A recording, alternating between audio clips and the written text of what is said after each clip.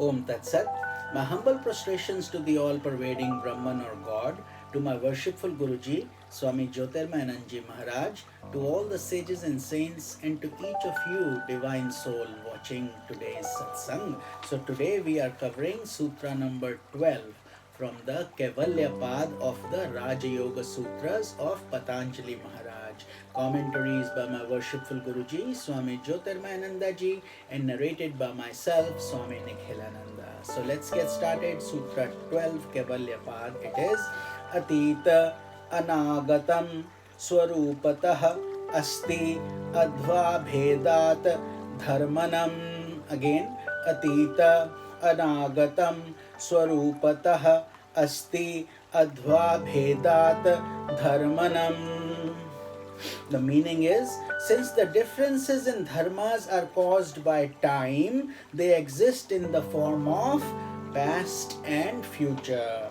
So let's explain this. According to the theory of causation sustained by Raja Yoga, a cause does not give birth to a new effect, for in that case, the new effect would have proceeded from nothing, which is contrary to reason. So let's explain this. For example, a pot that is in effect of the clod of the earth, which a potter makes, and is ever latent in the clod of the earth. So the pot is nothing but a changed form of the earth itself. Nothing new came out of it. We just reconfigured the earth to make a pot by the instrumentality of the potter. So the potter was the efficient cause. He knew to change the mud into a different form. That's it.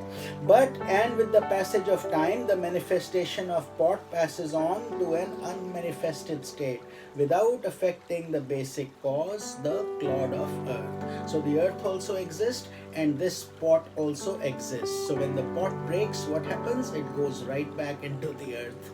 And this is what happens with our body also. It is made up of these 5 elements: earth, water, fire, air, ether. And when it goes, all these elements go back to their respective prakriti or nature. So in the same manner, vasanas arise out of the chitta and dissolve in the chitta.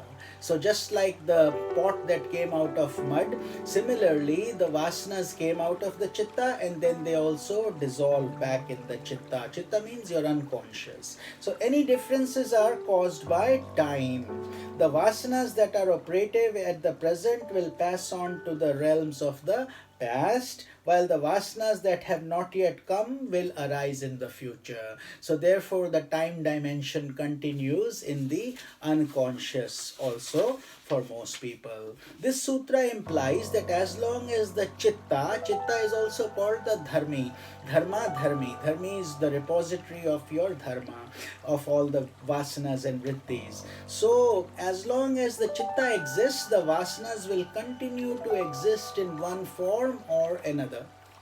So, but with the dissolution of chitta into prakriti, there is no more manifestation of vasanas, because it can no longer generate, it can no longer store the vasanas, because there is nothing to store, there is nothing coming in, there are no more vasanas, because the yogi has practiced so much and has sublimated them, and as a result the spirit of Purusha becomes free from the world process. So these are subtle secrets, and remember we are on the final phase of Patanjali Yoga Sutras of Patanjali Maharaj, and this is Raja Yoga Sutras, and this is Kaivalya Pad. Kaivalya is the ultimate state of mukti or liberation.